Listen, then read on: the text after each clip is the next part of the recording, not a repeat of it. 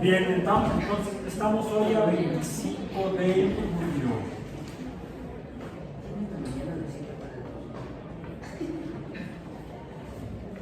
De 2024. En introducción al pensamiento crítico basado en ciencia. Basado entonces en la búsqueda y confirmación de evidencias para tener mayor certeza de que lo que estamos percibiendo, de cómo es lo que estamos percibiendo, de si lo que estamos percibiendo existe realmente o no existe.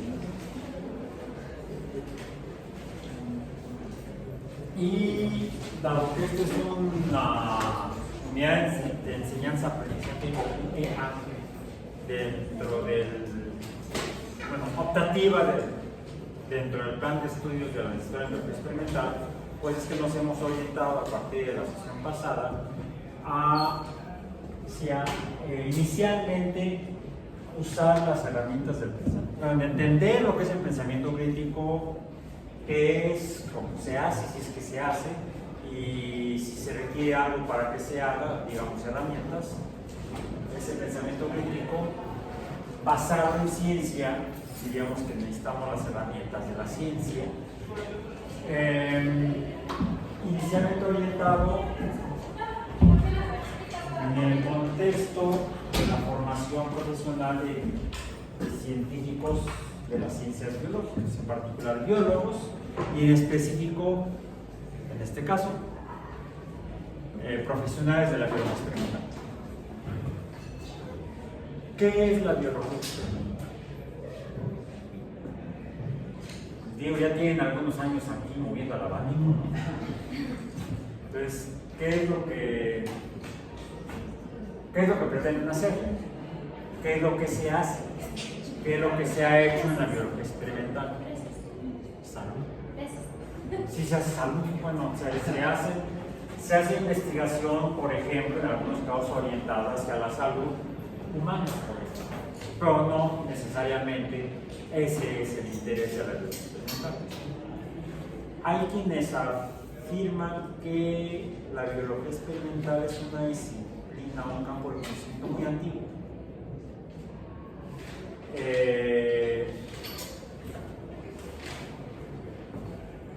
Revisamos la sesión pasada lo que son los paradigmas o teorías fundacionales de la biología. La biología, que se definiría como el estudio de la vida,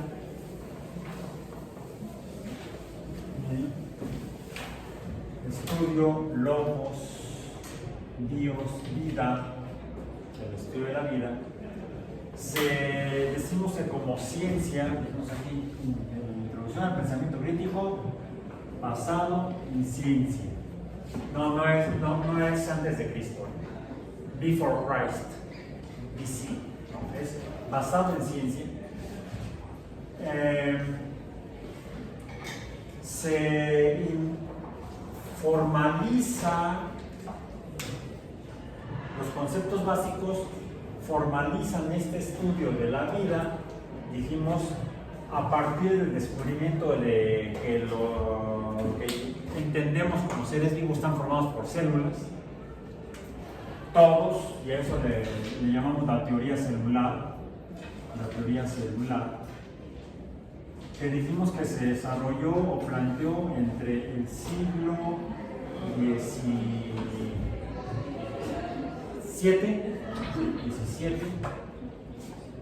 y hasta, diríamos, todavía en el siglo XIX incluso, porque algo que contribuye a ello es, por ejemplo, por ejemplo, trabajos que hizo un investigador que no era biólogo, era químico. ¿Quién? No, Lavoisier estudió el comportamiento de los gases. Habría sido amigo de Pumba. Pumba todo era gas. Sí, también era francés. medicina francés como Lavoisier, pero es posterior a Lavoisier, muy posterior a Lavoisier. Lavoisier es del siglo XVIII. De hecho, murió en el siglo XVIII ante la Revolución Francesa. No murió, lo murieron. Fue víctima de la guillotina. Louis Pasteur.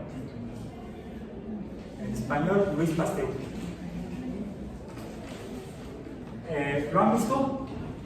Bueno, no pueden haberlo visto porque ya murió, pero han visto su efigie, hay un monumento a Pasteur en la Ciudad de México. ¿Lo han visto? ¿No? Está en la avenida Reforma, casi esquina con Insurgentes. Casi enfrente, sí, probablemente enfrente de la actual sede del Senado de la República. Ahí está. Es una estatua grande que donó el pueblo de Francia al pueblo de México. Y Pasteur, entre una de las muchas cosas que hizo siendo químico, fue estudiar el comportamiento de algunos organismos celulares, las levaduras. De ahí que además de haber descubierto o inventado el proceso por el cual se matan organismos, microorganismos celulares, productos elaborados por personas, él trabajó para la industria vinícola francesa. Fue para eso para lo que desarrolló el proceso por el que lleva su apellido. ¿Cuál es? La pasteurización. La pasteurización la hizo Louis Pasteur. Si hubiera sido Federico Martínez, sería la martinización. Pero no, fue Louis Pasteur. Esta es la pasteurización, que es un proceso mediante el cual se busca eliminar los microorganismos, los organismos celulares que viven, o conservar solamente algunos que viven, que permanecen vivos en la producción de vinos, para mejorar la calidad de los vinos y que duren más tiempo, dado que cuando permanecen microorganismos en los vinos, se siguen comiendo el vino. Es lo que contribuye a que se siga oxidando, que se obtiene a partir de la oxidación de azúcares. Una oxidación parcial, que es la fermentación. Los azúcares son comidos por ¿qué tipo de organismos? Celulares. ¿Cuáles en particular? Casi siempre pensamos en bacterias, en qué otro tipo de microorganismos, que son unicelulares. Levaduras. Las levaduras son hongos. Pues las levaduras se comen los azúcares y ¡qué asco! Y entonces tienen desechos, el alcohol. ¿Ven? Toman pipí de levadura. No son orines de gato, son orines de levadura.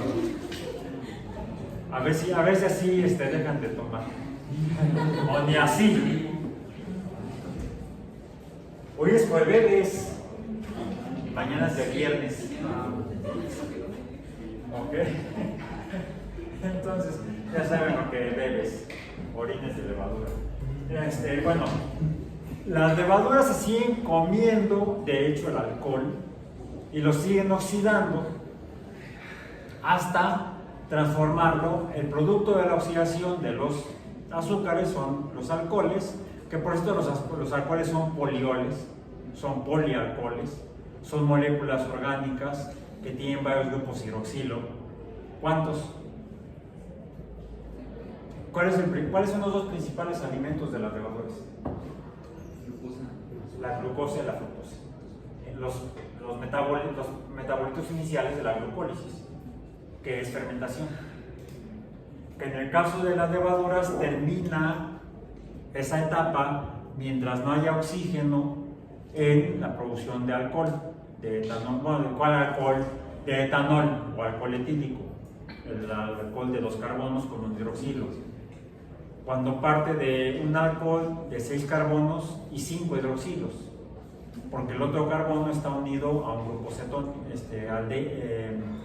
carbonílico. Puede ser cetona si es fructosa, o puede ser aldehído si es glucosa. La glucosa es una aldosa, la fructosa es una cetosa. O sea, es una cetona, es un azúcar que tiene un grupo carbonilo intermedio. En el caso de la glucosa, el grupo carbonilo es terminal, como en los aldehídos. Mientras que las cetonas no se pueden seguir oxidando, eso es el máximo estado de oxidación de una cetona, los aldehídos se pueden seguir oxidando en presencia de oxígeno. Para oxidarse son 2 etapas también, químicamente. La etapa siguiente a la del aldehído, el alcohol se oxida a aldehído, los alcoholes primarios se oxidan a aldehídos, los alcoholes secundarios se oxidan a cetonas, los alcoholes terciarios no se oxidan fácilmente. Los alcoholes primarios entonces se oxidan a aldehídos y los aldehídos se oxidan ¿a qué? No. Los alcoholes secundarios se oxidan a cetonas. Los alcoholes primarios a aldehídos. Las cetonas ya no se oxidan fácilmente. Los aldehídos sí se oxidan. ¿Y cuál es el producto de la oxidación de los aldehídos? ¿O cuáles son los productos de la oxidación de los aldehídos? ¿Cuáles? Los ácidos carboxílicos. El producto de la oxidación del metanol es el metanal, pues sí, aldehído, o formaldehído. Y el producto de la oxidación del metanal sería el ácido metanoico, que si lo llamamos por el aldehído llamado formaldehído, sería el ácido. No.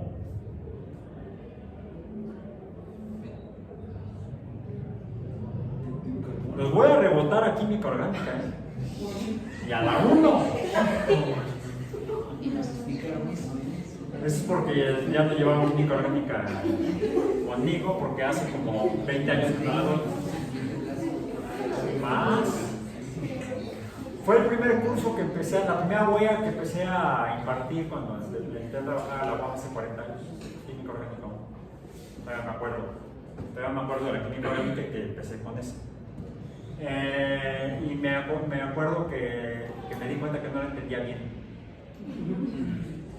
Entonces dice lo que decía Richard Feynman, físico, premio Nobel en física, por la electrodinámica cuántica. Él decía que si quieres aprender algo bien, no, enséñalo. Ayúdale a alguien más a aprenderlo, y entonces te vas a dar cuenta que ni tú lo entiendes. Entonces te vas a dar cuenta que tienes que entenderlo, aprenderlo bien, para que puedas ayudar a alguien más a aprenderlo. Entonces ya saben por qué echando pereza aprende. O ya hace 40 años que empecé, entonces ya algo debe haber cambiado por ahí. Hace 40 años. ¿Cuándo fue mi alumno su papá? Hace muchos años. Es algo así como mi nieta académica. Su papá fue mi alumno.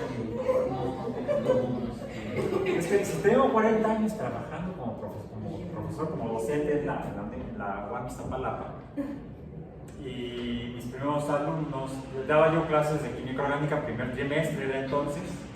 ¿Qué edad tenían? 18 años. Sí, mi papá tenía como 19, 20.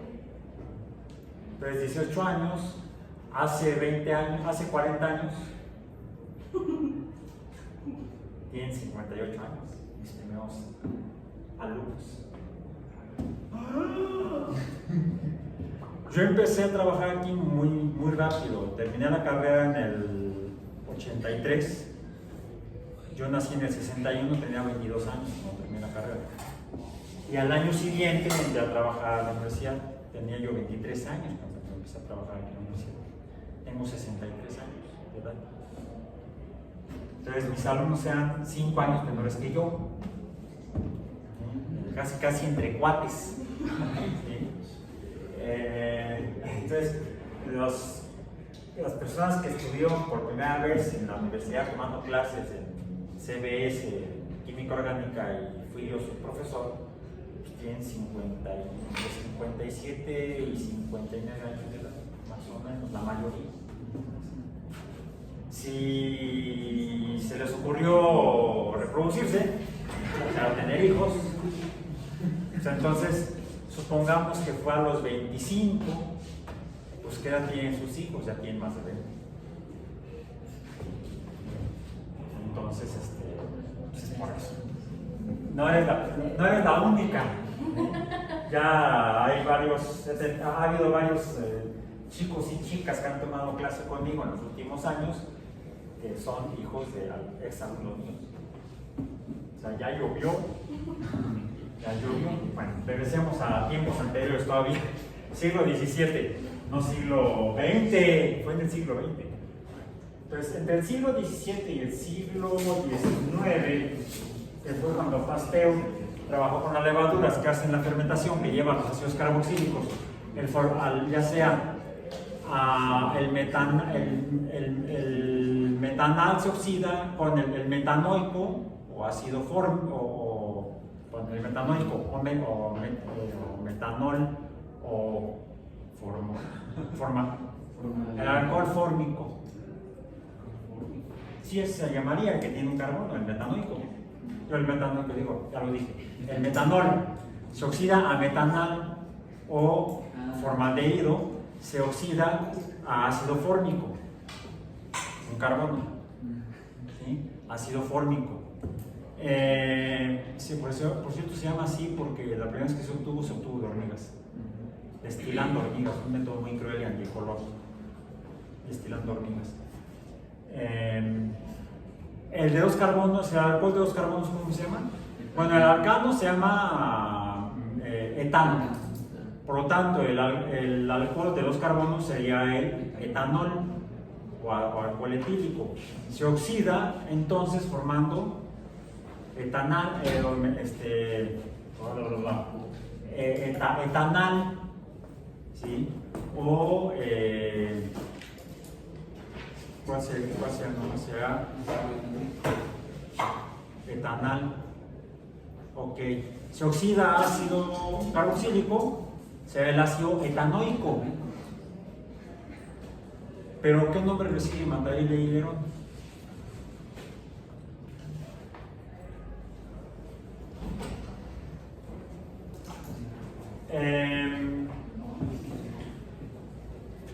Es el ácido etanoico.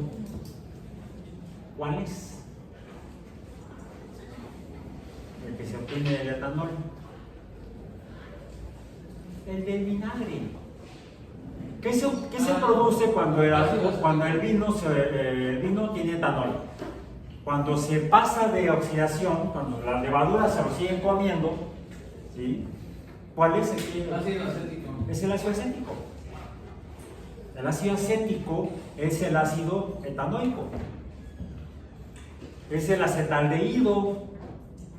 ¿Sí? El acetaldehído es el aldehído que se obtiene de la oxidación inicialmente del etanol o alcohol etílico. Se lo siguen comiendo las levaduras, lo oxidan de etanol a acetaldehído y se lo siguen comiendo hasta transformarlo en ácido etanoico o acetaldehído, que por muchos años o siglos incluso fue el ácido más ácido que conoció la humanidad desde la antigüedad. Así como accidentalmente quizá los humanos descubrieron el vinito, el alcohol, el etanol, a través de la fermentación de frutas. Quizá iban colectando frutas ahí cuando eran cazadores recolectores, recolectaban frutas, las guardaban en algún recipiente de barro o de piedra, quizás hasta de hueso, sí, con cráneo, lo podemos ver, para guardar líquidos, como el jugo de alguna fruta. Lo guardaban, se les olvidaba, iban a probar, ahí está el jugo, sabe diferente, sabe bien. Descubrieron la fermentación, descubrieron las bebidas alcohólicas, sabe bien. ¿Sí? Trucutru se debe haber puesto una, los cavernícolas, ¿no? Lo guardamos para después, quizá lo probaron y ya no sabía bien. Tíralo, no, pues ahí lo dejamos, luego lo tiro. Y después lo probaron y ya sabía diferente, no tan mal, sabía distinto, descubrieron el ácido acético. Puede haber, y solo tuvieron de más de un tipo de vegetal, de más de un tipo de fruto, o quizás hasta de semillas, que se fueron descomponiendo, fermentando. En diferentes regiones del mundo, entonces obtuvieron alcohol los humanos de diferentes vegetales. ¿El vino dónde debe haberse descubierto o producido? En Medio Oriente, en Mesopotamia, quizá, desde donde vienen los primeros vinos, del norte. Quizá del norte de África o del sur de Europa, en la cuenca del Mediterráneo. ¿Dónde dicen que se producen todavía los mejores vinos? Pues es el mismo lugar. Los vinos italianos, los vinos franceses, los vinos españoles. ¿Han oído hablar de vinos ingleses? Ya están produciendo vino en Inglaterra. Y dicen que no hay cambio climático. Al rato van a hacer vinos en Noruega, yo creo, y en Canadá. En otros lugares había habido la posibilidad de producir bebidas alcohólicas por fermentación. Bueno, en ese mismo lugar, en esa misma región de la Tierra, también, quizá más hacia la cuenca del Mediterráneo oriental, en lo que es Medio Oriente, o sea, todo a medias.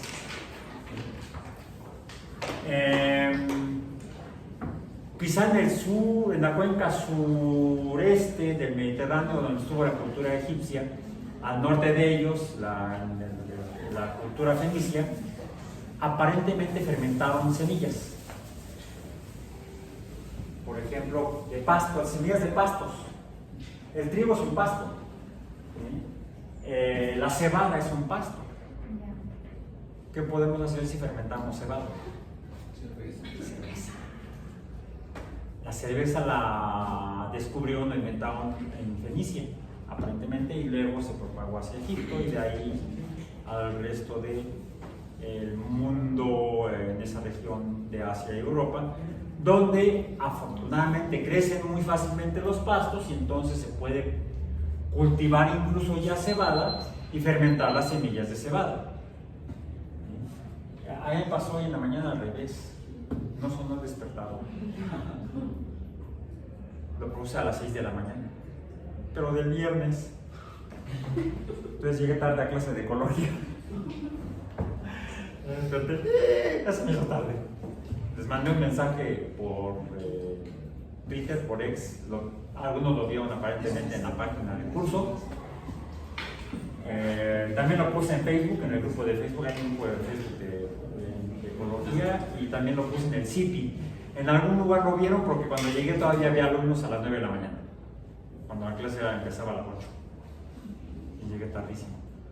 Es raro que me suceda, me llega a suceder. Bueno, entonces, se pueden fermentar frutas o semillas, como las semillas de la cebada, y entonces descubrieron en Asia y luego se propagó en Europa la fermentación de cebada, la cerveza. Que los pastos crecen en otras regiones más allá del Mediterráneo, en climas menos cálidos, más fríos, pueden crecer pastos y se pueden fermentar las semillas. Así entonces, ¿en algún otro lugar que hayan fermentado semillas las personas? La savia también la fermentan, ¿no? La savia,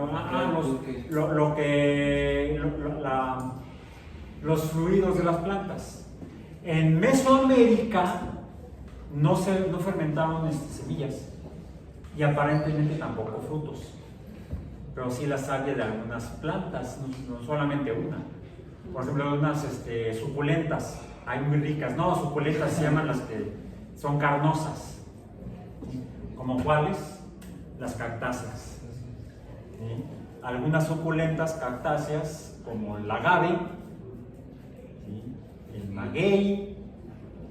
Se puede obtener el fluido de esas plantas, fermentarlo, y se obtiene alcohol, y se obtiene, bueno, primero obtienes el aguamiel. El aguamiel. Sí, el aguamiel, a mí me gusta mucho el aguamiel, la fermentas y a mí ya no me gusta. Sí lo he probado, el pulque, diferentes lugares, pero no me gusta la consistencia. ¿Sí? La viscosidad es demasiado viscoso. Y es lo que no me... Se me hace medio baboso la textura. Es por eso que a mí no me gusta. Aunque tiene buen sabor, pero no me apetece mucho. Me gusta más el aguamiel. Pero si fermentamos el aguamiel, que son azúcares, obtenemos alcohol. Esa bebida era una bebida que no cualquiera podía tomar.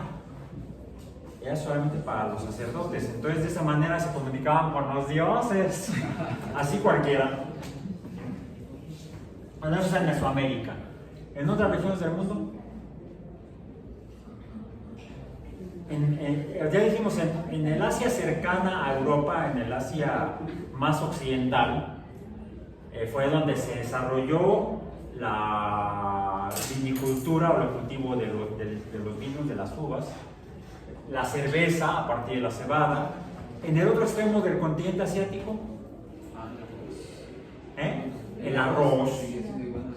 Cultivaron arroz y el arroz, el arroz también son pastos que crecen en zonas anegadas, a diferencia de los pastos que crecen como el trigo y la cebada, que crecen en suelo seco, bueno, húmedo, no inundado. El arroz son pastos sumergidos en agua dulce, no agua salada. También hay pastos que crecen en agua salada. No sé si los han visto en algunas playas. Uno se mete, ¡ay, está muy fea la playa, hay mucha hierba! No, son pastos. Y son playas muy bonitas desde un punto de vista ecológico. Y me encanta meterme a playas donde hay pastos. Ves una diversidad de organismos.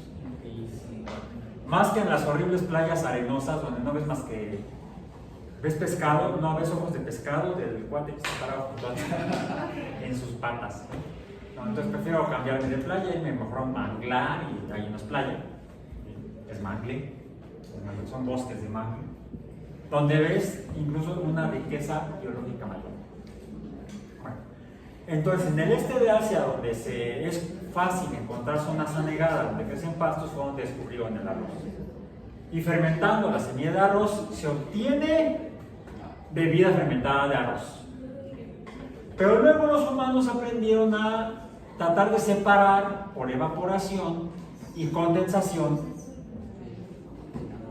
y retiras el agua y concentras el alcohol y se obtienen los licores. A partir de las uvas fermentadas o los frutos fermentados, por cierto, hay otras, quizás sí también obtuvieron en algunos otros lugares bebidas alcohólicas a partir de la fermentación de otras frutas distintas a vinos. Salud. ¿No han probado el tepache? La piña. La piña. Se puede hacer, de hecho, tepache de diferentes frutas. Mi mamá hacía tepache de papaya y de melón. Diferente al tepache de piña. También preparaba tepache de piña, nada más. Nada más, si llevo la receta a la tumba, no me la paso. Y como no estoy ingeniero en alimentos, pues ni modo. Entonces, se pueden obtener diferentes bebidas alcohólicas por fermentación, y se puede concentrar el alcohol destilándolo y se obtienen nuevas bebidas a partir de diferentes fuentes de origen biológico, sean semillas, frutos u otras partes de las plantas. Y esa le llamamos licores. El licor que se obtiene de la destilación, de la fermentación del arroz, ¿cuál es? El saque, ¿no? ¿Qué saco? Sí, el sake, sí se llama el sake. Aunque el coreano no se llama sake. El soyu. Nada más te cambian el nombre y ya, porque lo hicieron en diferente lugar. Pero se obtiene a través de la misma tecnología, básicamente. Las técnicas son casi iguales. ¿Sí?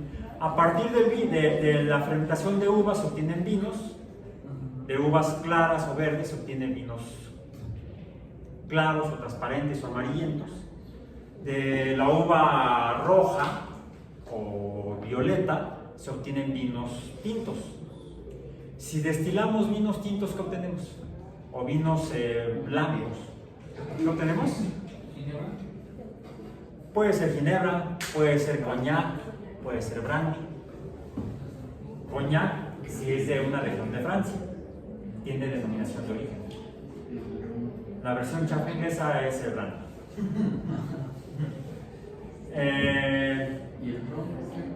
El ron. El ron se obtiene a partir de caña. Fermentación de caña. Fermentamos caña, tenemos tepache de caña, y si destilas el alcohol de la caña, obtienes, puedes obtener este ron. Dependiendo de cómo lo hagas, puedes obtener, hay otros, del fermentado de diferentes plantas suculentas, obtienes, por ejemplo, pulque. Pero si lo destilas, ¿qué obtienes? Eso si lo haces en Jalisco. Mezcal si lo haces en otras regiones. Por cierto, hay una región fuera de Jalisco donde también tienen la autorización para producir tequila, por denominación de origen. Aunque no es en la región de tequila en Jalisco. No recuerdo dónde. No recuerdo si es en Zacatecas. Es por allá, no me acuerdo dónde. Hay dos regiones que están autorizadas para producir tequila. Los demás son simplemente destilados de agave. Pero no se pueden llamar tequila, no lo puedes vender como tequila porque entonces te demandan los productores de tequila. Por cierto, también diferentes mezcales en México también están protegidos por denominación de origen. Como se dan cuenta, entonces el conocimiento de la biología y de la fermentación celular ha sido fundamental en el desarrollo de las sociedades humanas, incluso desde un punto de vista cultural. La comprensión de la teoría celular ayudó a eso. Sin esa tecnología y sin ese conocimiento biológico, esa tecnología y ese valor económico a esas sociedades no será posible. Entonces son importantes. Hay un impacto en las sociedades humanas por el desarrollo del conocimiento científico. Vamos a ver. Después de la teoría celular vimos que históricamente se descubrió la teoría evolutiva, pero fenomenológicamente el segundo paradigma tendría que ser la teoría genética. Vayamos históricamente. La teoría de la evolución o la teoría evolutiva. Dijimos específicamente la teoría evolutiva por selección natural, descubierta por Charles Darwin y Alfred Russel Wallace, de 1858-59, cuando salió la primera edición del libro.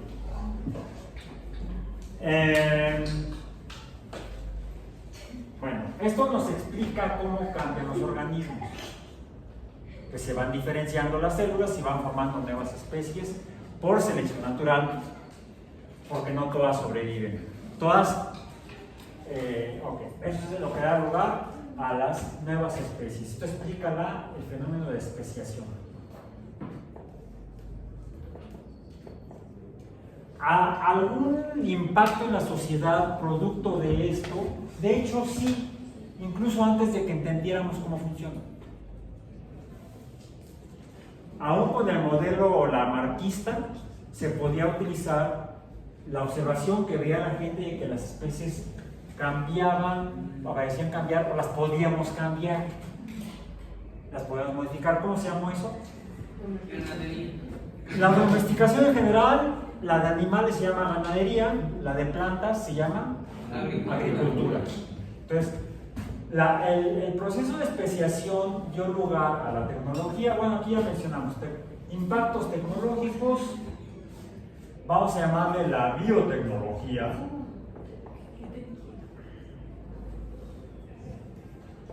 Como la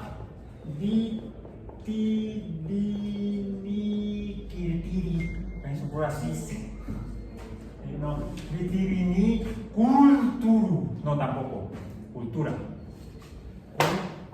Cultura. hasta parece trabalenguas, vitivinicultura. Okay. Una tecnología surgida de reconocimiento, aún antes de que supiéramos que existían, antes del descubrimiento de la invención del microscopio, que permitió el descubrimiento de las células, ya los humanos, los fenicios no veían las levaduras, ni los egipcios, ni los chinos, ni los japoneses, ni los mexicas, no veían, nada más veían que se modificaba el fluido biológico de origen vegetal. Curiosamente, nadie se ha aventado a hacer bebidas a partir de tejidos animales.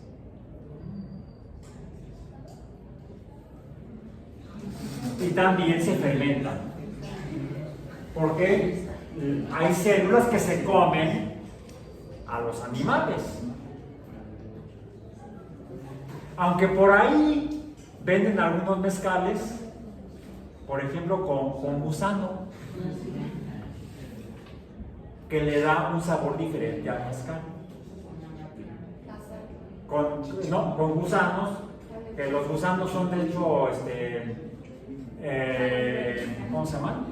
Larvas de invertebrados o invertebrados completos, como dice que le ponen ahí un arácnido, que es un arácnido, los arácnidos son, o escorpiones, son arácnidos, no son insectos, son arañas raras, pero arañas hay a ellas. Se usan menos.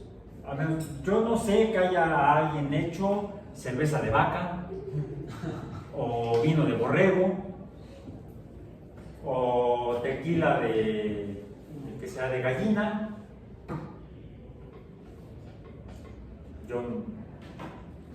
De hecho, la sangre fermentada tiene un olor característico, aunque sí se procesa, al menos en algunas regiones, se procesan los tejidos animales, en algunos casos algunos fluidos animales como la sangre, sangre de cerdo principalmente, se utiliza para preparar moronga.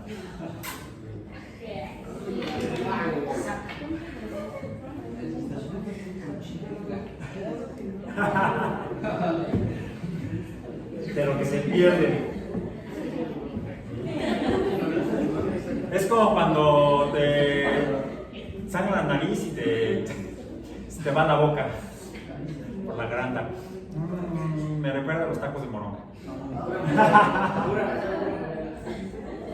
O te cortaste y te chupas el dedo. Okay. Te cortas porque estás preparando la comida. ¡Ay! Chupas el dedo. O vas caminando por la playa, pisas una almeja y te cortas, no te chupes el dedo. Ahí sí que asco, ¿no? Bueno, ok. Entonces, es curioso que la producción sea o de plantas o con hongos, que son los que se comen a las plantas. Las levaduras se comen a los fluidos de los vegetales. Para producir vinos, cervezas y licores. El proceso de la evolución biológica da lugar a la especiación y los humanos aprendimos a usarla en la domesticación,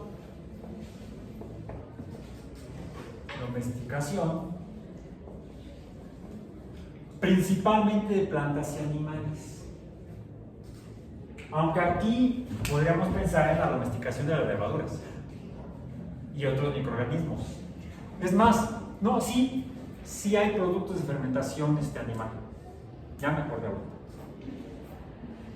Y no es la moronga, ¿eh? Los jamones, ¿no? Unas pepas de jamón. Las carnes, fíjate que no, es más bien químico el proceso. Porque es por salado, por ejemplo. ¿Sí? El salado provoca un fenómeno asociado a la ósmosis, entonces se sale el agua y otros fluidos de las células animales, se secan. Es más difícil que las levaduras y otros hongos, las levaduras, estos hongos y bacterias se coman al tejido animal y entonces te dura más tiempo. La cecina, por ejemplo, es carne típicamente de res que se seca por salado, aunque quizás se descubrió antes a través del secado al sol. Por secado. O por ahumado. O por achicharrado también. El asado, la fritura, el freído con aceites, todo eso deseca las células, le saca el agua y entonces el crecimiento de los organismos microscópicos unicelulares depende del agua. Por eso es que en astrobiología se busca vida más allá de la Tierra en astros donde haya agua. Se define que la Tierra existe, en la Tierra hay vida porque se encuentra a una distancia del Sol que permite que en la superficie de la Tierra haya agua líquida. Mientras que Venus está en la distancia más cercana al Sol, donde todavía puede llegar a haber agua líquida. Pero quizá está tan cerca del Sol que la temperatura sea tan alta que el agua que hubiera en la superficie esté en estado de vapor. Y las reacciones que den lugar a la formación de biomoléculas complejas es más difícil en fase gaseosa o de vapor. Es más fácil que sucedan en fase líquida. Ahora, si está más lejos del Sol, un planeta como Marte, quizá le llega tan poca radiación solar que se calienta poco, la temperatura es baja y entonces el agua, si hay en la superficie, ¿en qué estado se encontraría? Sólido. Y sí, Marte presenta casquetes polares, los cuales, por cierto, sí se ha encontrado agua, pero principalmente es dióxido de carbono, es hielo seco. Se ha encontrado agua, pero el agua está en estado sólido. Cuando se calientan, porque es el verano, el eje de rotación de Marte también está inclinado, entonces también presenta cambios estacionales en su relación alrededor del Sol. Cuando es verano en alguno de los hemisferios, aumenta la temperatura en el hemisferio correspondiente y entonces lo que está en los casquetes polares, ¿qué sucedería? Se derretiría si la presión atmosférica fuera suficiente, pero la atmósfera de Marte tiene, aunque hay atmósfera en Marte, hay gases sobre la superficie, la presión que ejercen es de 1/100º de atmósfera terrestre. Es tan baja la presión que si vemos el diagrama de fases del agua, al aumentar la temperatura, el agua no se funde, se evapora, se sublima. Aparentemente. Y el dióxido de carbono también. Es lo que pasa en el carrito del paletero. En el carrito de paletas y helados del paletero. ¿Se han asomado? Y ven ahí un humito que sale. Porque para mantener la temperatura baja dentro del carrito, el paletero le mete hielo seco, dióxido de carbono sólido, el cual a la presión de una atmósfera terrestre no se funde, se sublima, pero está a tan baja temperatura que lo que vemos como humito no es el dióxido de carbono gaseoso. Se pasa de sólido a gas sin pasar por líquido, y lo que vemos no es el dióxido de carbono, porque el dióxido de carbono gaseoso es incoloro y no lo podemos percibir a simple vista. Necesitaríamos un espectroscopio. Lo que vemos es el vapor de agua que está adentro del carrito, que por la baja temperatura se condensa y forma vapor de agua, como el vaho. Entonces, al agua le pasa lo mismo en Marte. Está tan lejos del Sol que el agua es sólida, está congelada, y cuando aumenta la temperatura, desafortunadamente la presión de la atmósfera es tan baja que no pasa por agua líquida. Hasta ahorita, aunque hay evidencias que sugieren que pudiera haber agua líquida en Marte, porque han encontrado algo así como marcas de escurrimientos en algunos cráteres, no se han encontrado cuerpos de agua líquida en Marte. Y miren que se está estudiando por medio de robots móviles desde hace 40 años. 50, no, ya van a ser 50 años. En 1976 se logró aterrizar la primera nave robótica en Marte, las Viking o Vikingo. En 1976, quiere decir que ya van a ser, estamos a 48 años del primer descenso de una nave en Marte. Y no han encontrado agua líquida todavía. Hay datos, evidencias geológicas que sugieren que pudiera ahorita haber agua líquida. Se han encontrado huellas de que hubo agua líquida hace cientos o millones de años sobre Marte, pero ahorita no.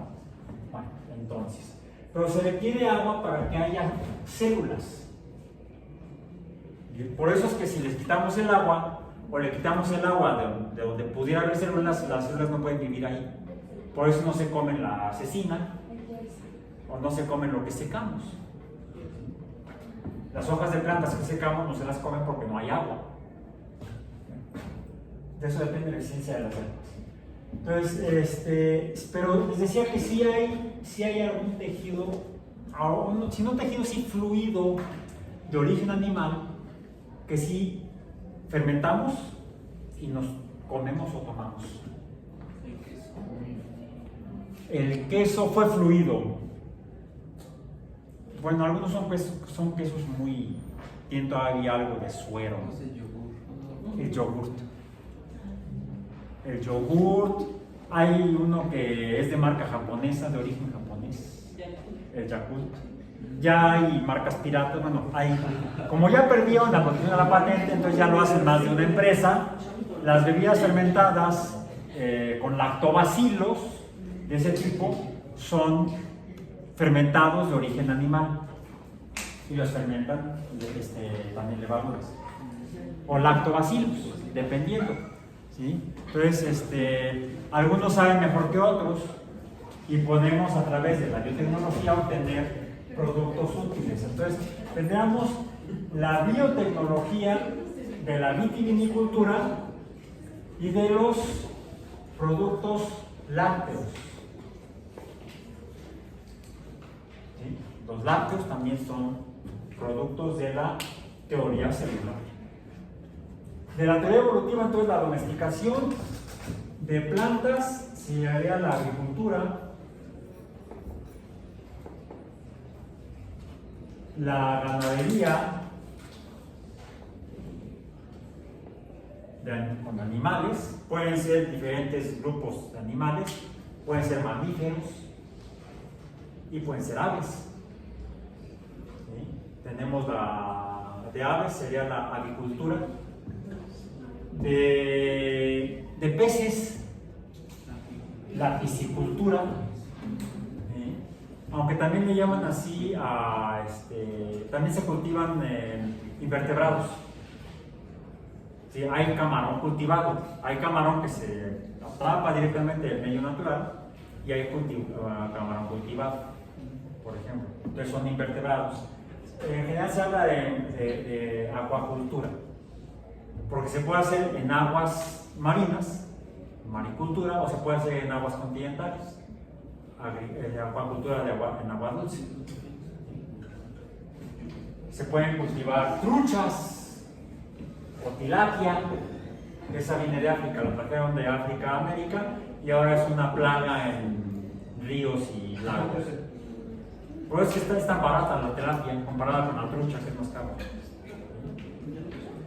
Depende del costo, depende de lo que cuesta la producción, hacer esto, que ya es artificial. ¿Sí? La domesticación. Entonces tenemos ganadería, podemos llamar también la acuacultura, aunque estamos produciendo también animales. ¿Sí? Acuacultura. ¿Alguna otra?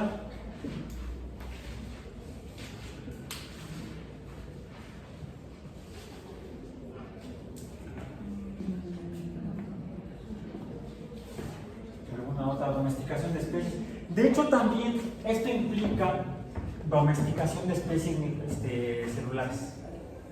Por ejemplo, uno hace los lácteos no con cualquier levadura o con cualquier lactobacilo.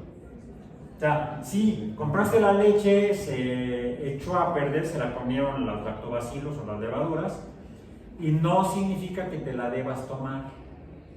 Ya después de que se echó a perder, te puede hacer daño. Porque no sabemos cuáles son los microorganismos que se comieron la leche. Te puede dar un chorro de problemas. En cambio, si son algunos microorganismos que se han sido cultivados, porque se ve que en lugar de que enfermen a la gente, hasta la ayudan. No les han recetado cuando han estado por ahí con algún padecimiento gástrico que tomen algún tipo de producto lácteo, ¿sí? Para repoblar la flora y la fauna intestinal. No, la flora sí, la fauna no. La fauna estamos hablando de microorganismos patógenos, ¿sí? Como las amibas.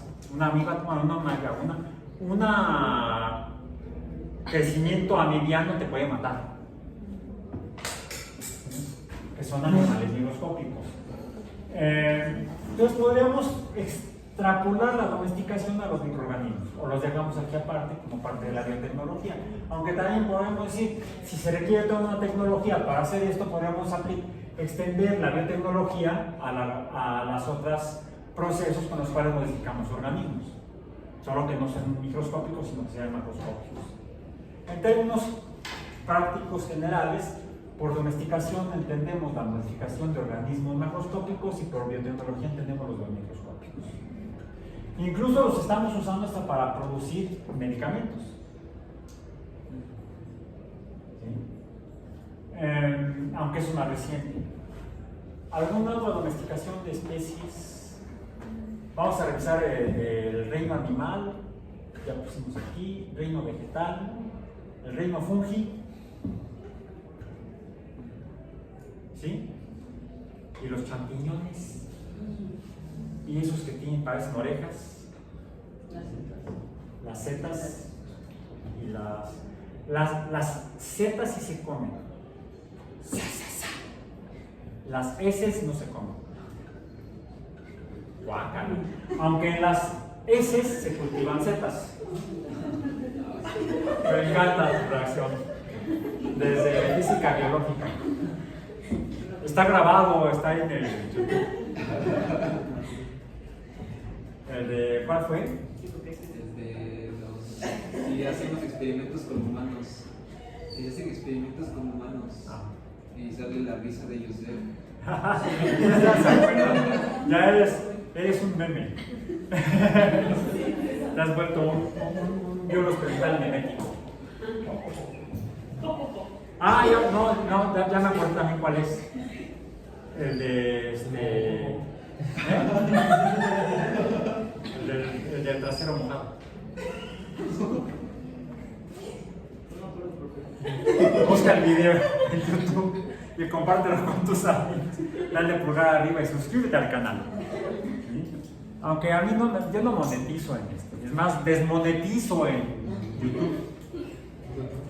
En lugar de... Ahí doy cuenta.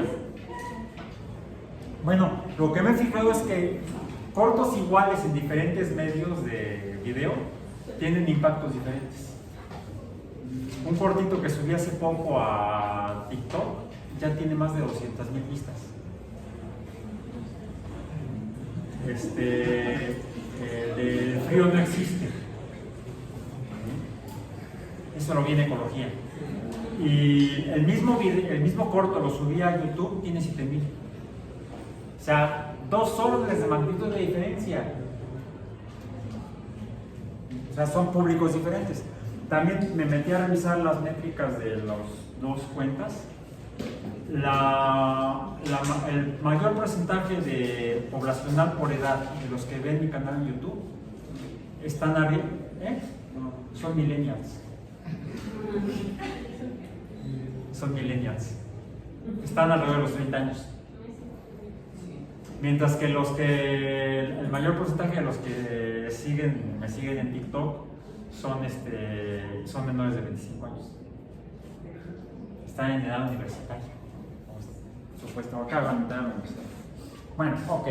Entonces, eso es. Vamos ahorita en el segundo paradigma fundacional de la biología o la teoría evolutiva. ¿Y el tercer paradigma cuál es? La teoría genética mendeliana. La teoría del gene que surgió del estudio matemático de la hibridación de plantas que hizo Mendel y que presentó públicamente en 1865.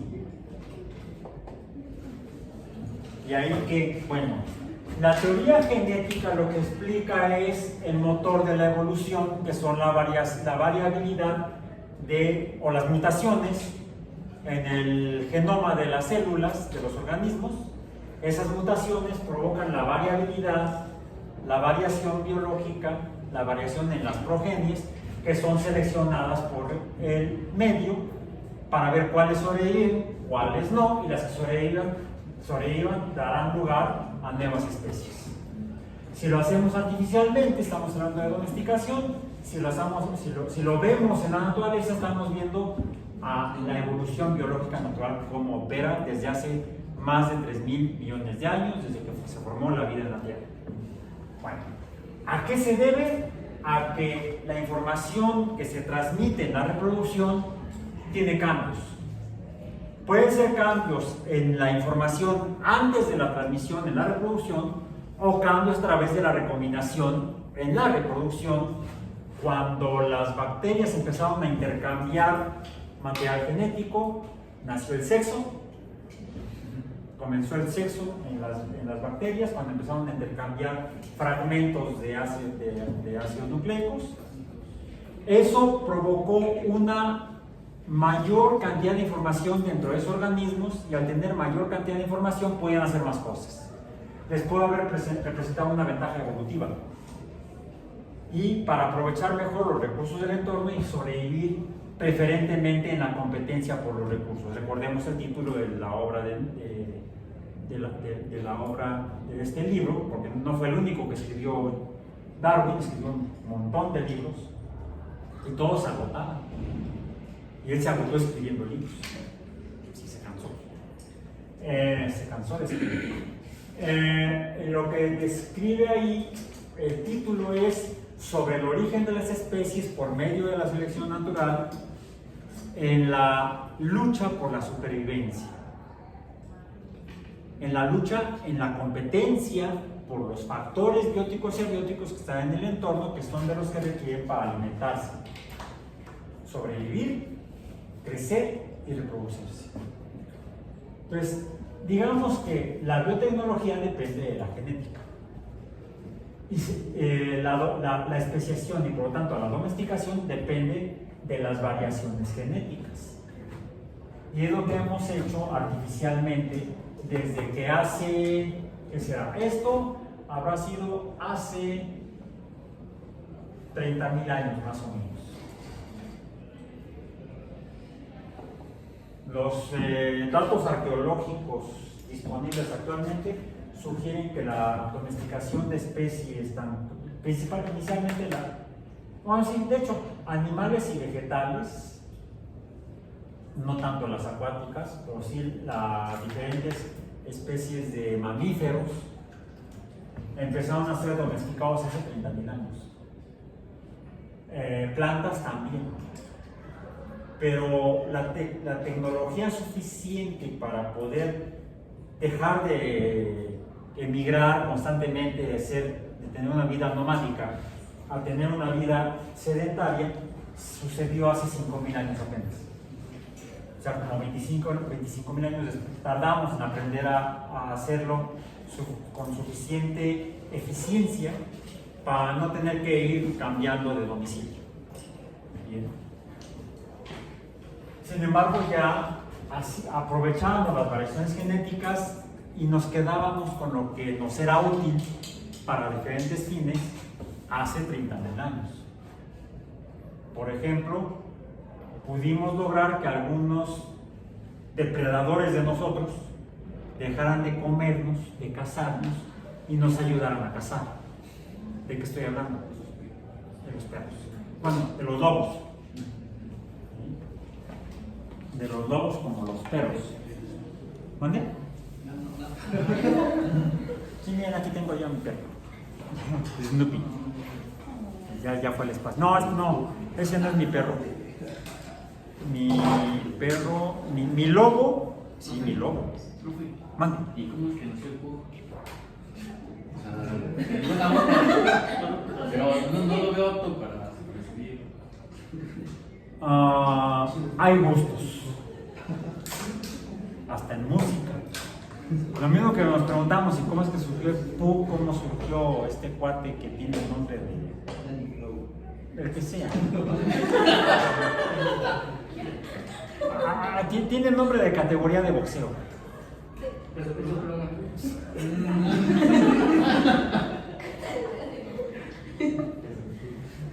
No, a ver. Miren, les presento.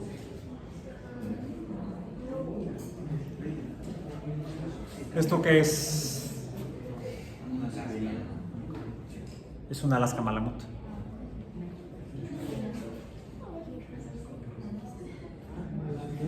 Una Alaska Malamut. Mira, está. Sí se mueve. Y se mueve y hasta me tiró. Sí les platiqué lo de la fractura, ¿no? Sí. Fue el que me jaló. Sí, jala fuerte. ¿Por qué? Es más, siempre que salimos a pasear o caminar, no falta ahí, ¡ay, un lobito! Es una Alaska Malamut. O incluso los huskies. Los huskies y los Alaska Malamut, la gente los confunde con lobitos. Y sí, han ido al zoológico de Chapultepec recientemente, bueno, ya de hace algunos años. Déjenme ver. Sí, aquí está.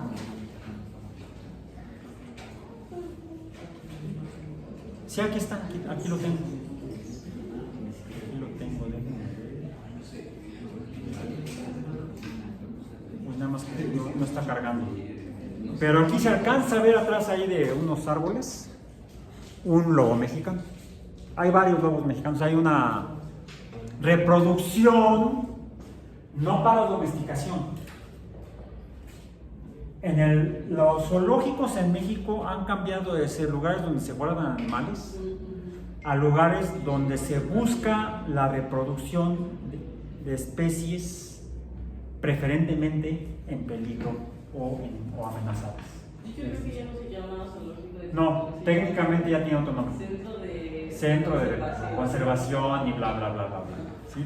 Tanto el de Chapultepec como el de Aragón son centros para la conservación de especies. Entonces ahí se ve al fondo. Y sí, se parece, si van al zoológico, van a darse cuenta que los Alaska y los huskies se parecen mucho a los lobos mexicanos, aunque son más norteños de origen. ¿Sí? El lobo mexicano habitaba desde los Estados Unidos hasta México y Centroamérica. Actualmente en México estuvo al borde de la extinción. Al borde de la extinción. Se lograron capturar algunos ejemplares y se llevaron a zoológicos para conservación. De hecho, dejó de haber lobos mexicanos en estado silvestre, en México. En los Estados Unidos también estuvieron al borde de la extinción y de manera conjunta los dos países establecieron un proyecto de, primero, protección, conservación y reproducción de lobos mexicanos. Ya se ha logrado, tanto en los Estados Unidos como en México, reintroducir unas pequeñas cantidades de ejemplares de lobos en lugares protegidos donde ya se están reproduciendo en estado silvestre. No son domésticos, aunque se han hecho procesos semejantes a la domesticación. ¿Cuál es la diferencia? Que los que nacen no se seleccionan, me quedo con el otro me importa que se muera. O lo uso para otra cosa. Eso es la domesticación, el uso de especies, la reproducción, selección artificial por parte de nosotros y uso de lo que salió. Por ejemplo, atrapamos bóvidos, eso lo hicieron en Asia y en África inicialmente, bóvidos, toros y vacas de especies silvestres. Veían que algunas hembras producían mucha leche, algunas hembras o machos estaban muy carnosos y entonces empezaron a seleccionar para la sartén, para la carne, y para el refrigerador, no porque no había refrigeradores, pero sí para obtener productos lácteos. La leche se fermentaba muy rápido. ¿Qué hacemos? Inventamos el yogur y el queso. ¿Sí? no nos podíamos quedar con la leche. No había sistemas de conservación para mantener la leche fresca. A lo más que puedas aspirar a tener un jocoque. ¿Sí? Ya ven que con leche se quema hasta el jocoque de sople. Es un refrán mexicano, o sea, no exageres. Es lo que significa lo del jocoque. Bueno, entonces, pero todo eso sería la domesticación de especies, que sí es una especie de biotecnología, en la que aprovechamos las mutaciones naturales. Mutaciones naturales. Producto de procesos naturales, viene un fotón ultravioleta del sol, pasa por... y entonces mutan las especies, de ahí la variabilidad en la reproducción que da lugar a la selección natural. Bueno, se nos acercaba, estábamos, por ejemplo, en el noreste de Asia o en el oeste de Europa, por ejemplo, y quizá ya algunos compadres atravesaron el puente de Bering, ¿sí?, hacia el noroeste de Norteamérica, y estábamos ahí en la noche, en la fogata, aprendimos a manejar el fuego, y a través del fuego, los animales en general le temen al fuego. Entonces aprendimos a manejar el fuego, a domesticar el fuego para protegernos de los depredadores. Pero hay algunos que no son tan temerosos o son más atrevidos. Y además aprendimos a usar el fuego para procesar los alimentos. El asado, lo secábamos por asado, por ejemplo, por cocción. Y entonces estábamos ahí en la noche viendo el cielo nocturno, las luciérnagas o las bolas de gas. Y por ahí veíamos el ¡au! ¡Au! ¡Auxilio! Me persiguen los lobos. Tu compadre estaba allá, lo habías mandado por leña y se había topado con algunos lobos. Vino corriendo y ya llegó. Es que están ya los lobos. ¿Y qué pasó? Me orinaron. Bueno, ¿y qué hiciste? Pues le di una patada, le dijo en el palo y me vine corriendo. Ok, ¿y quizá algún lobo lo sirve? Y pues ya comimos, cenamos y nos fuimos. Y siempre los humanos han sido sucios.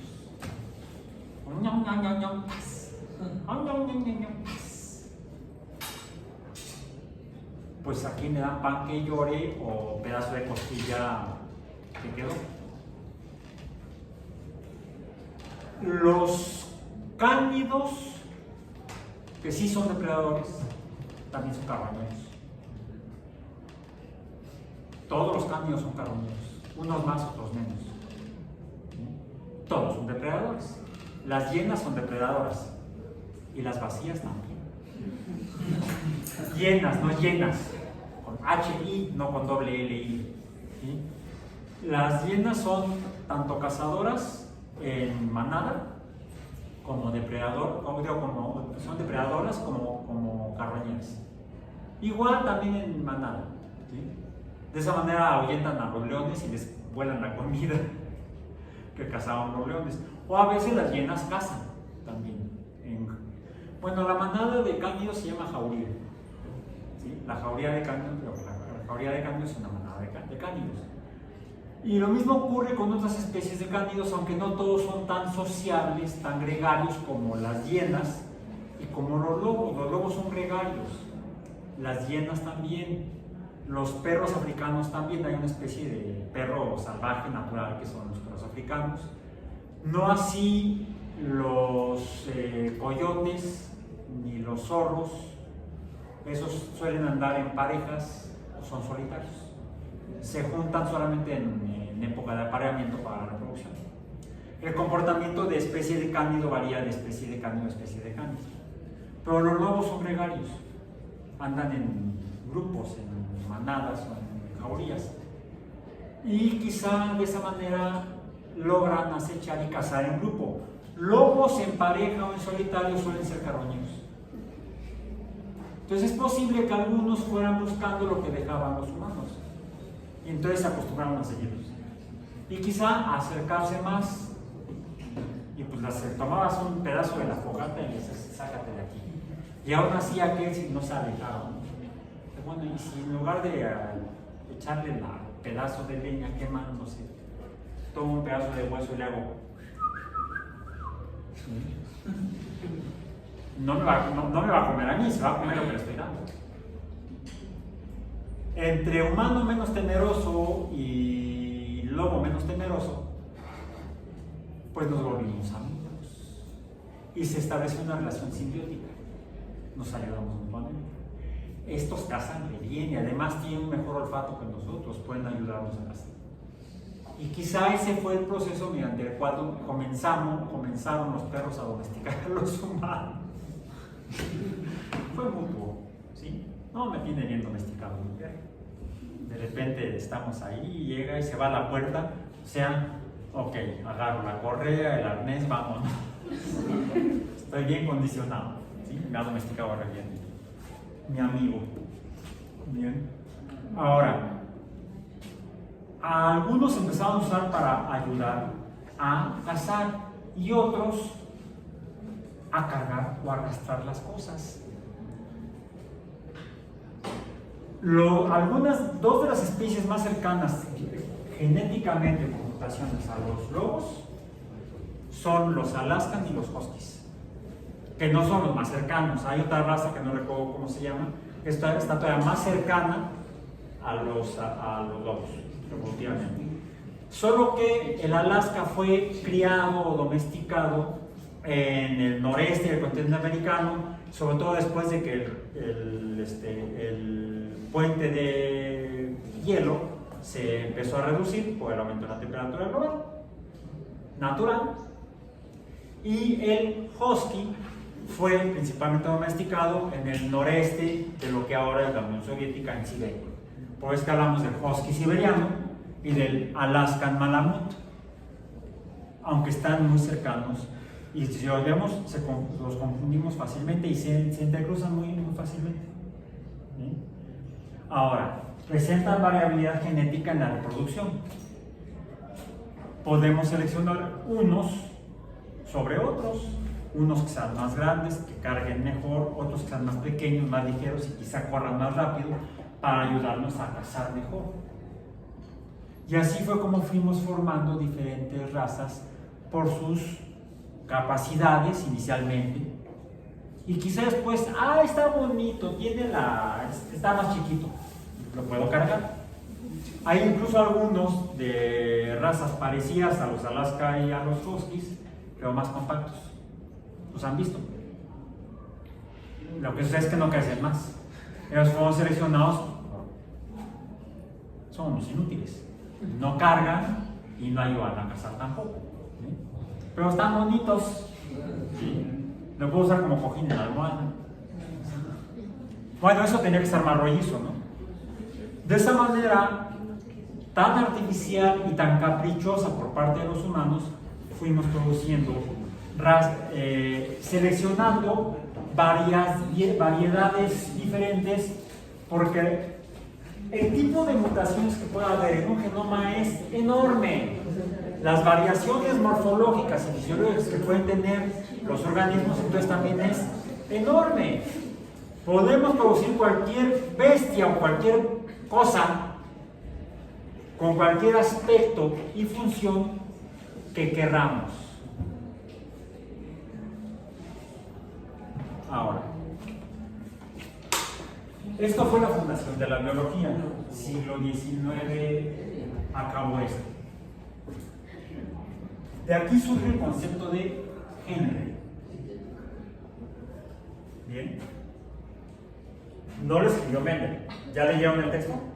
Ahora sí. ¿No? Leanlo. Lo compartimos, ¿eh? Está ahí en el sitio web y en el sitio. Lo subí al sitio, incluso el documento completo.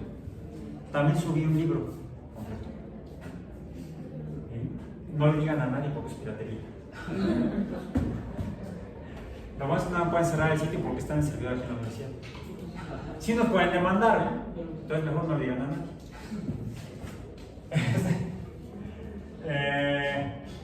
Pero ¿de qué están hechos los genes?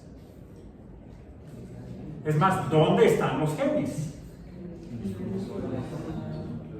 A finales del siglo XIX,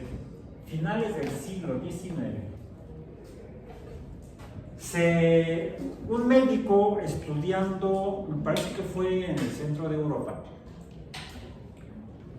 creo que fue en el centro de Europa, no me acuerdo, luego busco el dato y se los comparto, estudiando las células que se producen cuando se infectaban las heridas de soldados en la guerra.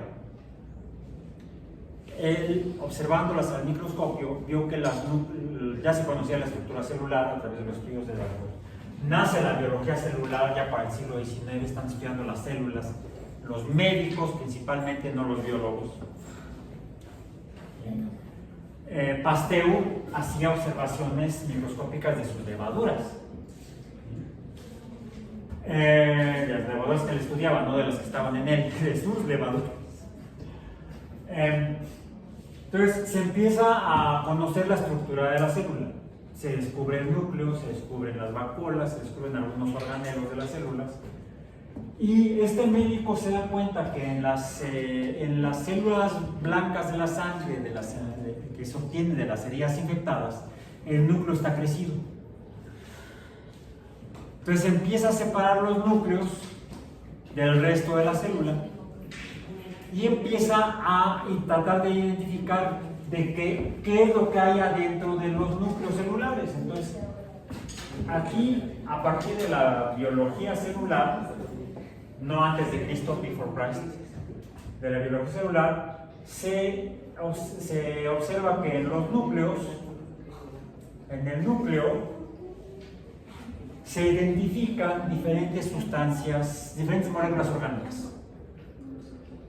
Se encuentran proteínas, ¿sí? Se encuentran proteínas en el núcleo, y se encuentran algunas otras moléculas orgánicas que son ácidas. Se encuentran ácidos orgánicos. Les llaman ácidos nucleicos, por el hecho de que son moléculas orgánicas obtenidas de los núcleos de las células, son ácidos nucleicos. Siglo XIX. Ya para el siglo XX, primera mitad del siglo XX, se identifican químicamente dos tipos de ácidos nucleicos distintos. Ácidos que además tienen azúcares de dos tipos, ribosas, es un solo tipo, son ribosas, tienen ribosas, ácidos que tienen azúcares llamadas ribosas, a los que le llaman ácidos ribonucleicos. Pero encuentran que hay dos tipos de ácidos porque ya la teoría química estructural se desarrolla en la segunda mitad del siglo XIX. Para la primera mitad del siglo XIX ya se tienen modelos de la estructura molecular y se conocen diferentes grupos funcionales químicos, sobre todo en química orgánica. Y se caracterizan diferentes tipos de azúcares y variedades entre tipos de azúcares. Por ejemplo, se encuentra un ácido que tiene ribosa, pero a la ribosa le falta, tiene una proporción menor de oxígeno. Tiene una proporción menor de oxígeno que unas muestras de ribosa contra otras muestras de ácido ribonucleico contra otras muestras de ácido ribonucleico, pero le falta. Cuando hacen las determinaciones cuantitativas, análisis cuantitativos elementales, encuentran que le falta oxígeno a la ribosa, entonces le llaman ácido desoxirribonucleico. Todo esto en la primera mitad del siglo XX. Los genetistas se siguen preguntando, bueno, ¿los genes de qué están hechos? Pues hay dos candidatos principales: proteínas y ácidos nucleicos. Y en la década de los 30, un grupo de médicos, no biólogos, ya ni siquiera químicos, en el Reino Unido, hacen un experimento con bacterias patógenas, con estafilococos, en los que, al estilo de Mendel, ven cómo se transmite las variedades entre dos variedades de estafilococos, las variedades en los procesos de reproducción. Identifican qué es lo que se está transmitiendo de una generación a otra, si son proteínas o son ácidos nucleicos, haciendo algunos cambios. Luego les comparto el experimento. Los autores de ese experimento son Avery, es más, búsquenlo en internet, lo pueden encontrar. Avery, MacLeod, escocés, y McCarthy, otro escocés. Creo que es así. Avery, MacLeod y McCarthy, en la década de los 30 del siglo pasado, ya van a ser 90 años, o van a ser ya casi 100 años, en la próxima década, llegaron a la conclusión de que es el ADN el responsable de la información genética. Los genes están hechos de ADN, no de proteínas, de ácidos nucleicos, y además no cualquier ácido nucleico, no ARN, sino ADN en esas bacterias, en estafilococos. Ok, ya sabemos de qué están hechos los genes de ácidos nucleicos, en particular ácido desoxirribonucleico. ¿Cómo es? Para saber cómo funciona. Hay un principio básico que nos explica todo en el universo de cómo funciona. ¿Sí? Si tú quieres poner un tornillo en algún lugar o quitar ese tornillo de algún lugar, ¿qué necesitas? Si lo quieres quitar, tienes que ser un destornillador. Si lo quieres poner, tiene que ser un atornillador. Por cierto, es la misma herramienta. No le das para un lado, le das para el otro. Ya quita el tornillo, usaste el desarmador, dámale otra herramienta para otra. Pues es que ahora tengo que poner otro tornillo, ¿no? En la misma herramienta. ¿Sí? ¿Se han fijado cómo son las cabezas de los tornillos? Pueden tener diferente forma. ¿Qué desarmador usas para que pueda funcionar el atornillado? Pues desatornillado. Pues uno que tenga la estructura apropiada de la cabeza del tornillo. Hay una relación entre la estructura y el funcionamiento, le llamamos relación estructura-función. A ver, vivimos en los árboles y queremos seguir sobreviviendo en los árboles, tenemos que sujetarnos de los árboles. ¿Cómo lo hacemos?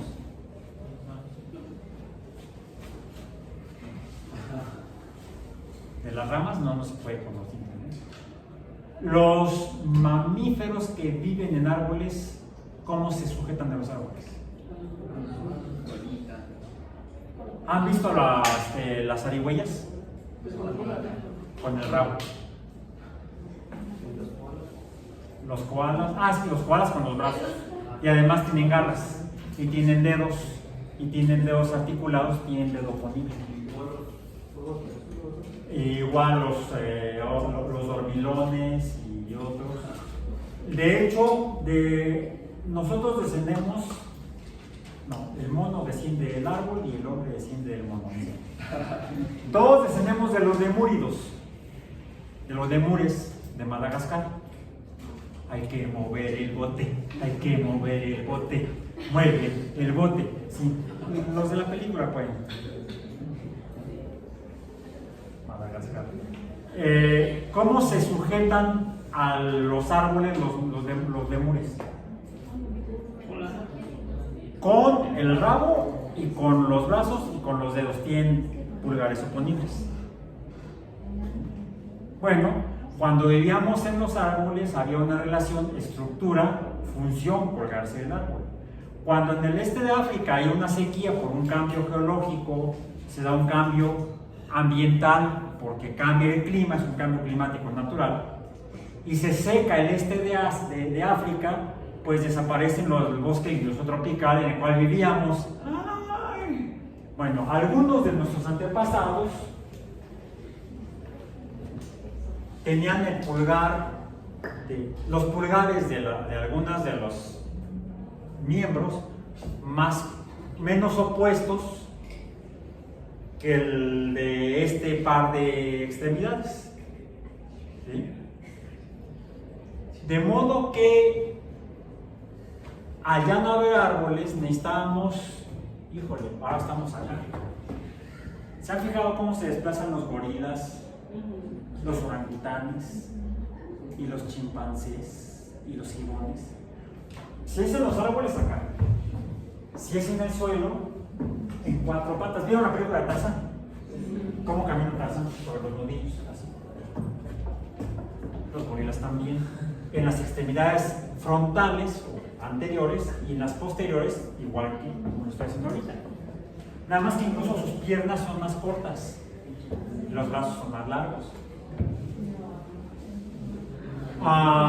¿Se dan cuenta que a nosotros nos cuesta trabajo hacer esto? ¿Sí? Porque tenemos las piernas muy largas.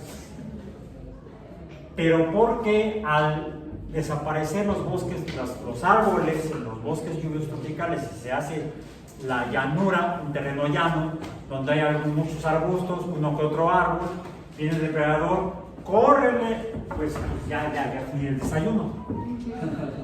Si había por ahí alguno que tuviera las piernas un poco más largas, quizás se podía erguir mejor y en lugar de hacerle como chimpancé, así, podía quizá correr más eficientemente y dejar a su compadre ahí al pobre que se lo comiera.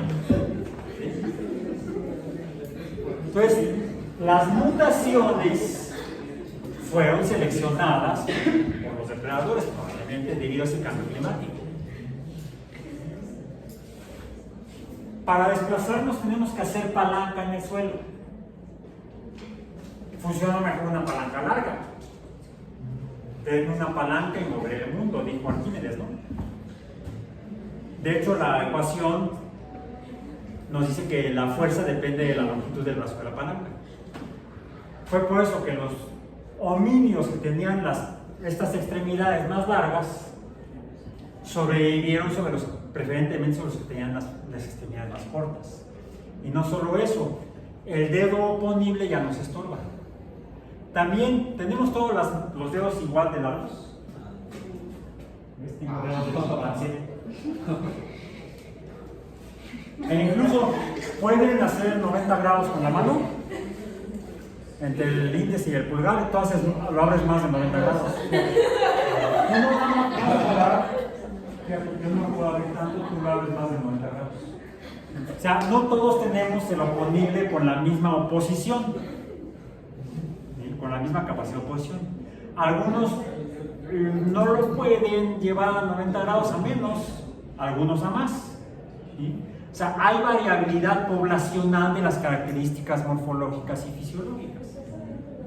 Si estas son fundamentales para sobrevivir en el entorno y no reproducimos, esta característica la vamos a pasar a nuestros descendientes, donde quizá el pulgar oponible ya no era tan importante que fuera oponible aquí, acá, sino que podía estar junto a los otros dedos.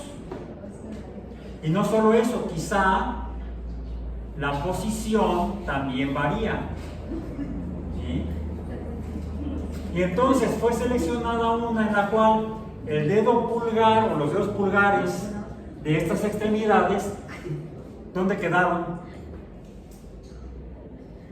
Más al frente. Y entonces funciona como palanca. Es una palanca más eficiente, les enseñaré en pulgar, pero no porque traigo los tenis puestos. Cuesta trabajo quitármelos. Pero mis pulgares de los pies son bastante grandes y largos. Es por eso que estuve en el equipo de atletismo de la universidad. Aunque siempre fui mal. Aunque prometía bien biológicamente, en la realidad fui bastante malo. Entonces,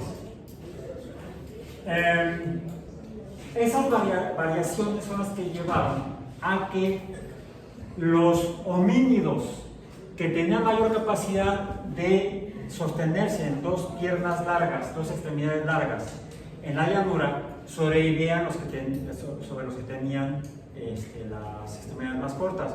Y los que tenían los pulgares de las extremidades más hacia el frente y hacían mejor palanca, sobrevivieron preferentemente sobre los que tenían el pulgar más atrás y quizá más oponible. Porque ya no lo necesitaban para pensarse de las damas, sino para hacer palanca y desplazarse más rápido que el depredador. O al menos para poder llegar a un lugar donde pudieran huir del depredador. Esas características están codificadas en el ADN, pero eso lo supimos hasta que podíamos saber cómo funcionaba el ADN, porque su funcionamiento depende de su estructura química. Y es por eso que esto que les digo que se estudió en la década de los 30, no recuerdo el año exactamente, pero fue cerca de 1930, luego se atraviesa la Segunda Guerra Mundial, y hasta después de la Segunda Guerra Mundial, en 1953, se publican 3 artículos en Nature del abril 25 de 1953, donde se describe la estructura de doble hélice. ¿Cómo funciona? Pues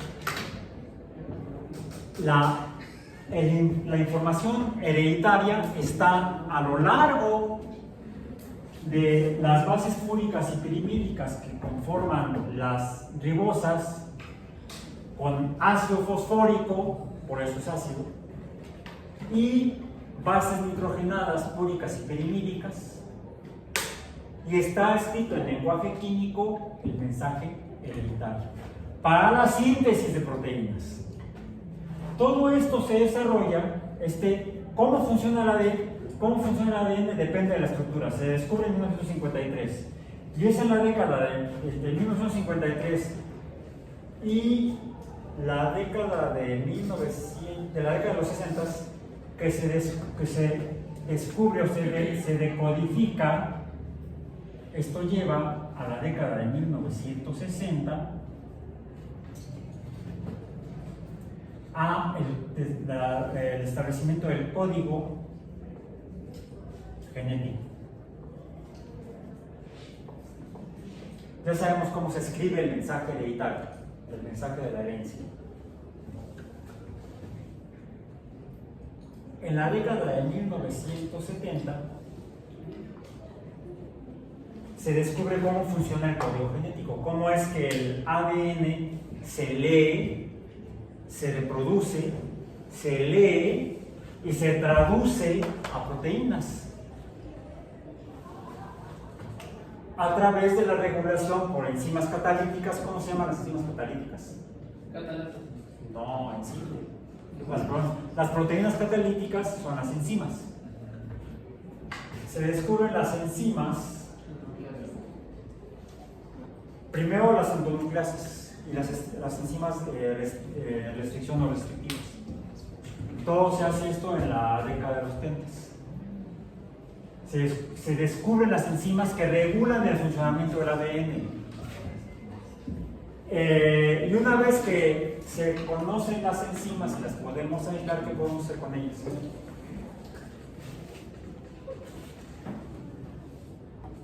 Pues ya tenemos la herramienta molecular para nosotros ir modificando el ADN.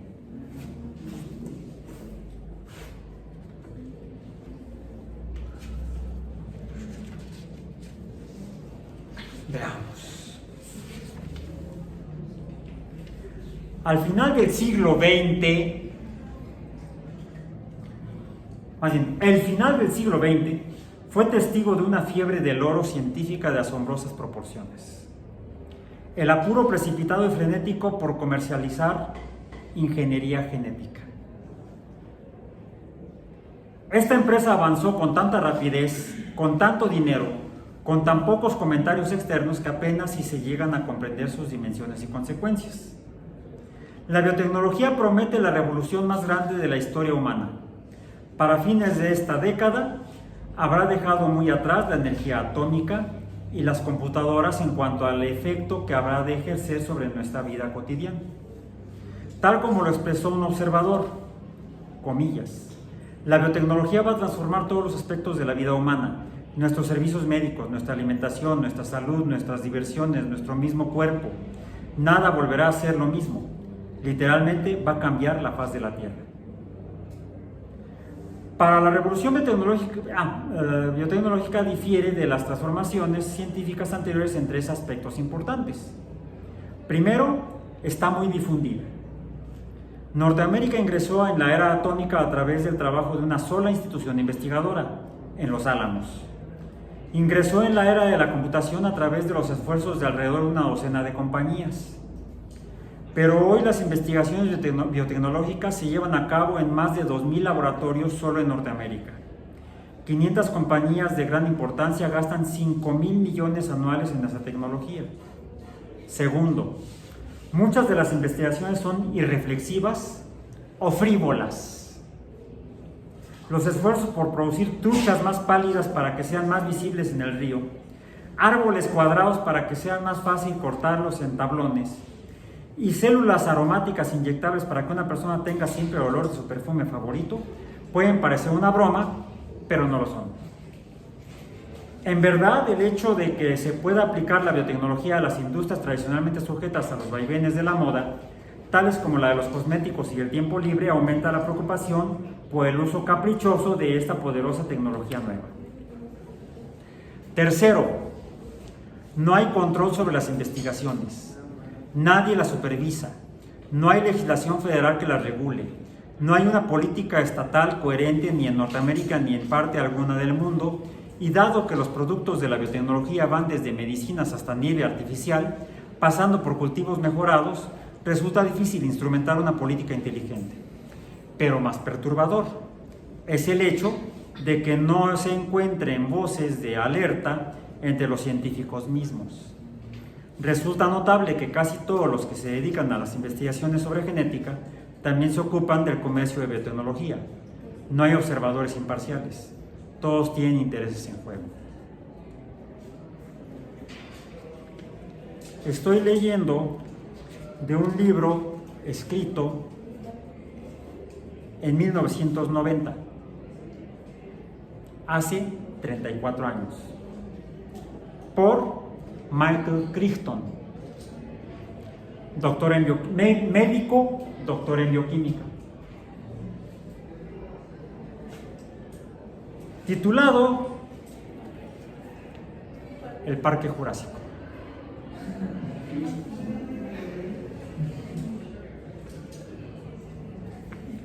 Es una novela de ciencia ficción y mucho de lo que describe aquí en 1990 era ciencia. Algo era ficción. Parte de lo que era ficción ya no lo es. No hay dinosaurios por ahí recorriendo, ni pterodáctilos volando, no. Pero incluso un poco desacredita la tecnología de cómputo. Y con eso termino el día de hoy, quedándome un minuto más o menos. Sí, hubo 2 revoluciones en la década de los 70, principalmente en los Estados Unidos, más no únicamente en los Estados Unidos de Norteamérica. Uno fue la tecnología de enzimas que dio lugar a la ingeniería genética. Empieza entonces y se acelera con el tiempo. Además de que en 1975 también se da otra revolución tecnológica, pero es en ingeniería electrónica, circuitos y del manejo, el uso de esta tecnología electrónica para el manejo de información informática, que juntas generan la tecnología de cómputo. Bueno, ahora tenemos dos tecnologías muy poderosas en el siglo XXI. La tecnología de organismos modificados genéticamente y la de inteligencia artificial.